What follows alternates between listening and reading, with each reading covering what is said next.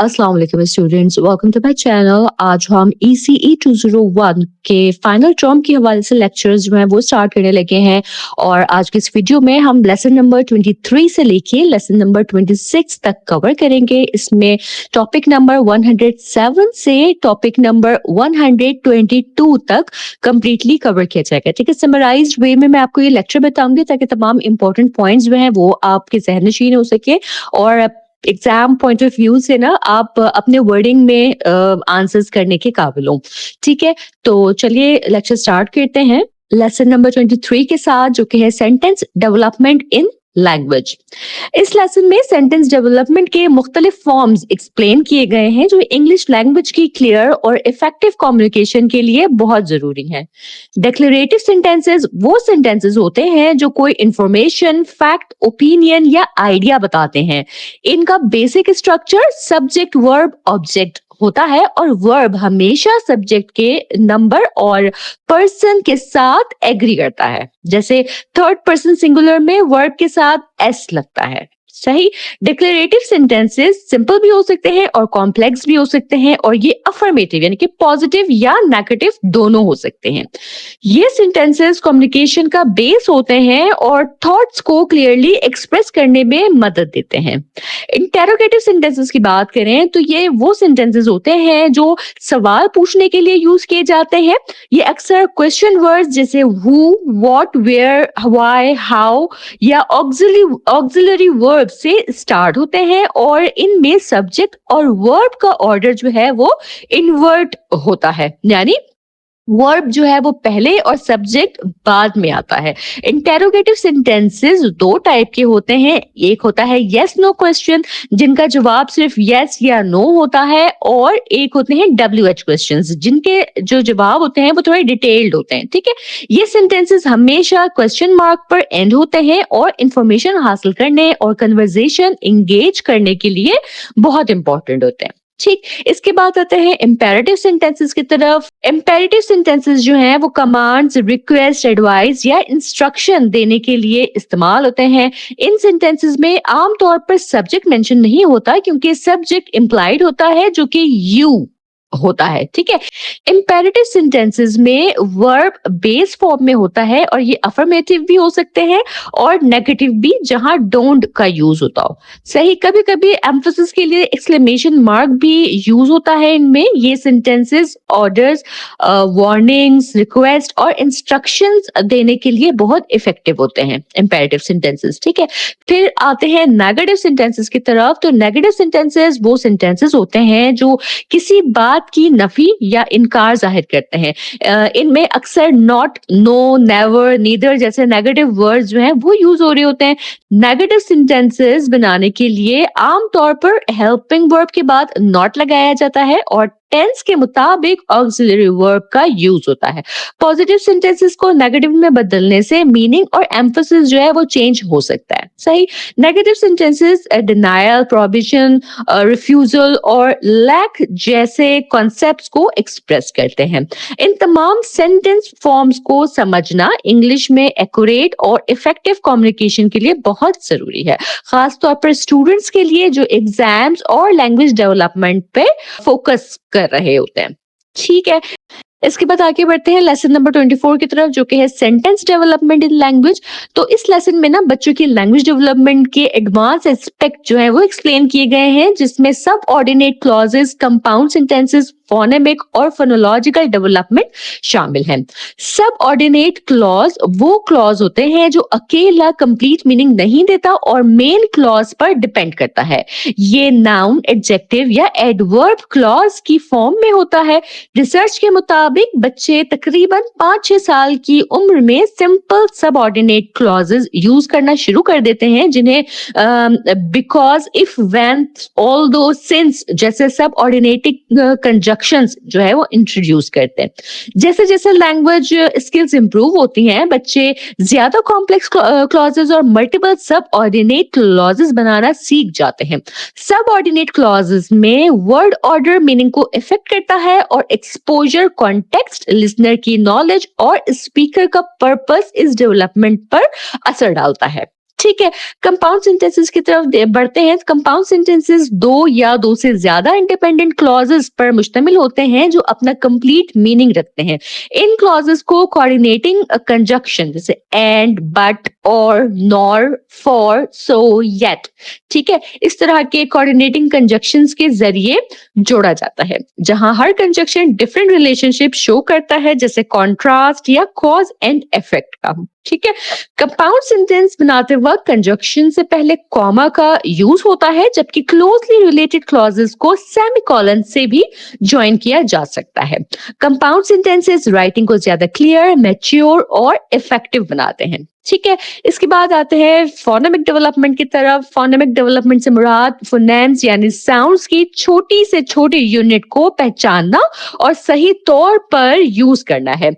ये process infancy से शुरू होता है, जहां बच्चे कूइंग और बैबलिंग से आगे बढ़कर वर्ड्स और सेंटेंसेस बनाना सीखते हैं। फोनेमिक अवेयरनेस का मतलब फोनेम्स को रिकॉग्नाइज और मैनिपुलेट करना है, जो रीडिंग और स्पेलिंग स्किल्स के लिए बुनियादी अहमियत रखता है। ये डेवलपमेंट नेगेटिव लैंग्वेज एक्सपोजर और केयर गिवर के इंटरेक्शन से होती है। एजुकेटर इसे राइमिंग गेम्स, साउंड सेगमेंटेशन और लेटर साउंड एक्टिविटीज के जरिए सपोर्ट कर सकते हैं। ठीक है, इसके बाद आता है फोनोलॉजिकल डेवलपमेंट। फोनोलॉजिकल डेवलपमेंट में बच्चे धीरे धीरे तमाम स्पीच साउंड सही तौर पर प्रोड्यूस करना सीखते हैं और तकरीबन 8 साल की उम्र तक फोनेटिक इन्वेंटरी कंप्लीट हो जाती है। इसमें सिलेबल्स की पहचान, साउंड सीक्वेंसेस को समझना और मेटालिंग्विस्टिक स्किल्स जो है वो शामिल है। इसके साथ मोर्फोफोनेमिक डेवलपमेंट भी होती है, जहां मॉर्फेम्स मिलने पर साउंड्स चेंज होते हैं, जैसे इलेक्ट्रिक से इलेक्ट्रिसिटी। ठीक है, बच्चे स्कूल इयर्स में प्लूरल रूल्स, कॉन्सोनेंट क्लस्टर्स और वावल्स शिफ्टिंग जैसे डिवाइन से डिविनिटी, इस तरह के वर्ड्स जो है वो सीखते हैं। इन तमाम डेवलपमेंट्स का लैंग्वेज, रीडिंग, राइटिंग और इफेक्टिव कम्युनिकेशन पर जो है वो गहरा असर होता है। इसके बाद हम आगे बढ़ते हैं लेसन नंबर 25 की तरफ, जो कि है the development of language eight pre school and kindergarten level.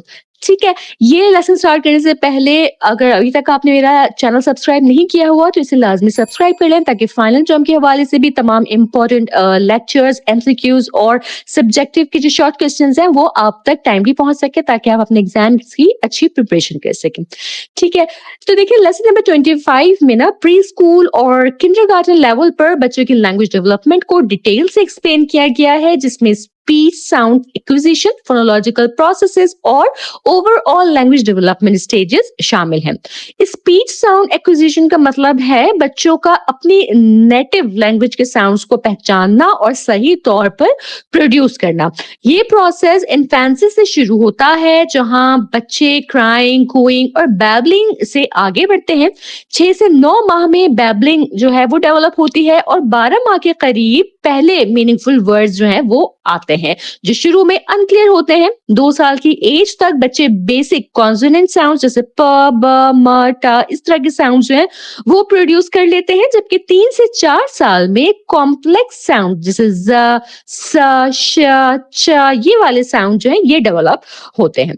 5 साल के करीब ज्यादातर स्पीच साउंड्स डेवलप हो चुके होते हैं, लेकिन आर, थ और एल, ल जैसे जो मुश्किल साउंड्स हैं स्कूल एज तक ही आके डेवलप होते हैं। ठीक है, अगर स्पीच डेवलपमेंट पेयर से काफी पीछे हो और इंटेलिजिबिलिटी इफेक्ट हो तो स्पीच थेरेपी की जरूरत हो सकती है, कि अगर जो हम उम्र बच्चे हैं वो आगे निकल रहे हो और कोई बच्चा उन के मुकाबले में पीछे हो, तो फिर उस बच्चे के लिए जो है स्पीच थेरेपी की जरूरत हो सकती है।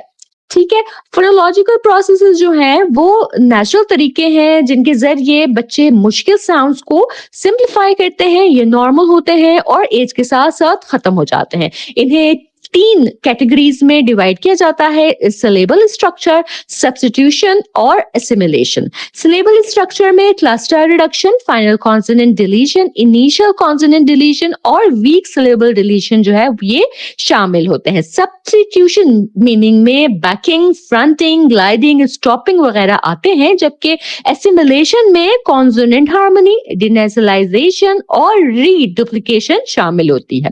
हर प्रोसेस की एक एक्सपेक्टेड एज होती है जहां वो रिजॉल्व हो जाता है। अगर वो एज के बाद भी रहे तो डिले का इंडिकेशन हो सकता है। ठीक है, लेसन के अगले हिस्से में ना प्री स्कूल और किंडरगार्टन लेवल पर लैंग्वेज डेवलपमेंट के जो स्टेजेस हैं वो एक्सप्लेन किए गए हैं। लैंग्वेज डेवलपमेंट पैदाइश से शुरू होती है और जहां बच्चे साउंड्स के जरिए अपनी फीलिंग्स एक्सप्रेस करते हैं। ठीक है, पैदाइश से 6 माह में क्राइंग और बैबलिंग होती है। 1 से 2 साल में वोकैबुलरी ग्रो होती है और बॉडी पार्ट्स आइडेंटिफाई किए जाते हैं। 2 से 3 साल में कॉम्प्रिहेंशन और आइडियाज जो है वो क्लियर होते हैं, जबकि 3 से 5 साल में बच्चे क्लियर सेंटेंसेस बोलना, क्वेश्चंस का जवाब देना और स्टोरी समझना सीख लेते हैं।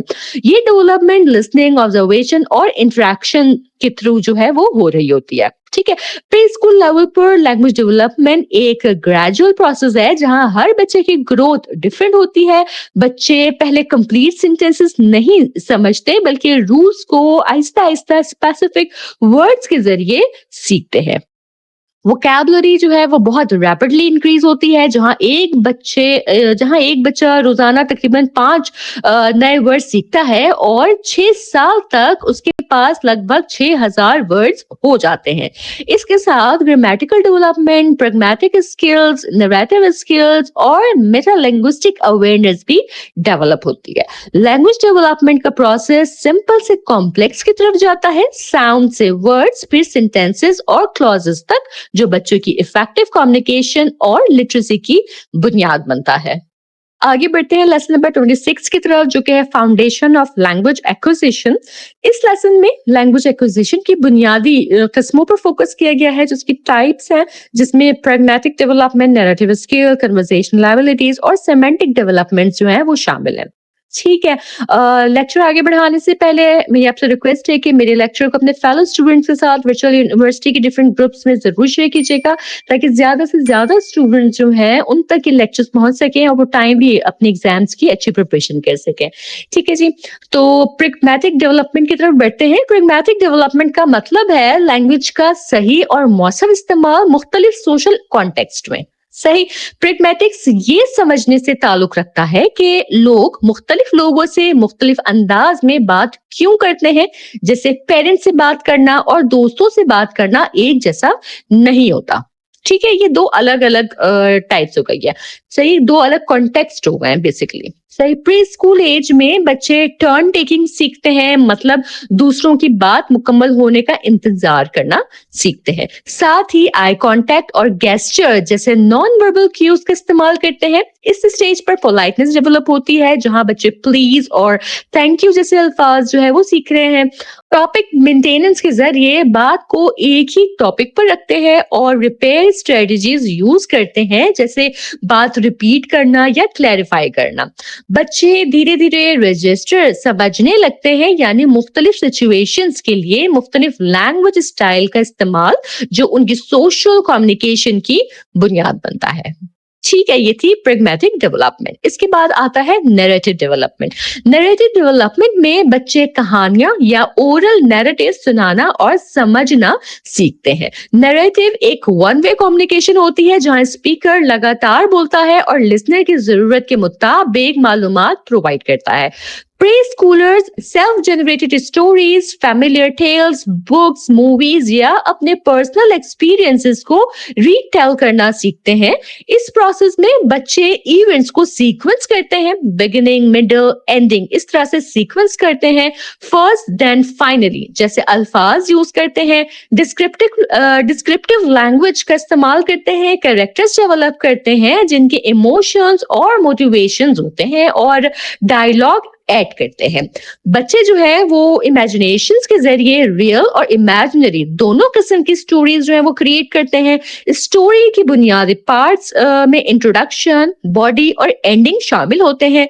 राइटिंग प्रोसेस में pre writing, drafting, revising, editing और पब्लिशिंग के स्टेप्स जो हैं वो फॉलो किए जाते हैं, जो बच्चों की एक्सप्रेसिव लैंग्वेज को बेहतर बनाते हैं। इसके बाद आता है conservational abilities. Conservational abilities pre schoolers की वो स्किल्स हैं जिनके जरिए वो दूसरों के साथ इफेक्टिव कन्वर्सेशन करते हैं। ये एबिलिटी ज्यादातर 3 साल के बाद डेवलप होती है, जब बच्चे सोशल एस्पेक्ट्स को समझना शुरू कर देते हैं। इस स्टेज पर बच्चे दूसरे की बात एक्नॉलेज करते हैं, जैसे या और हाँ हाँ हाँ, इस तरह से दूसरे की बात को ना वो एक्नॉलेज कर रहे होते हैं, जैसे फिलर्स यूज करते हैं, ठीक है, और सवालात पूछकर इंटरेस्ट दिखाते हैं। कन्वर्सेशनल डेवलपमेंट में turn taking, listening skills, topic maintenance, humour और सार्कज्म को समझना और रजिस्टर का सही इस्तेमाल जो है ये शामिल होता है।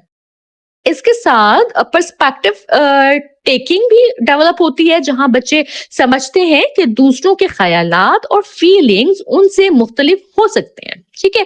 ये स्किल एम्पैथी डेवलप करती है और सोशली एप्रोप्रिएट कन्वर्सेशन में मदद देती है। ठीक, इसके बाद आता है सेमेंटिक डेवलपमेंट। सेमेंटिक डेवलपमेंट का ताल्लुक बच्चों की वोकैबुलरी और वर्ड मीनिंग्स के बढ़ते हुए इल्म से है। प्री स्कूल पीरियड में वोकैबुलरी बहुत तेजी से ग्रो करती है और अंदाजन 1.5 से 6 साल के दरमियान बच्चे रोजाना तकरीबन 5 नए अल्फाज जो हैं वो तो सीख ही रहे होते हैं, ठीक है।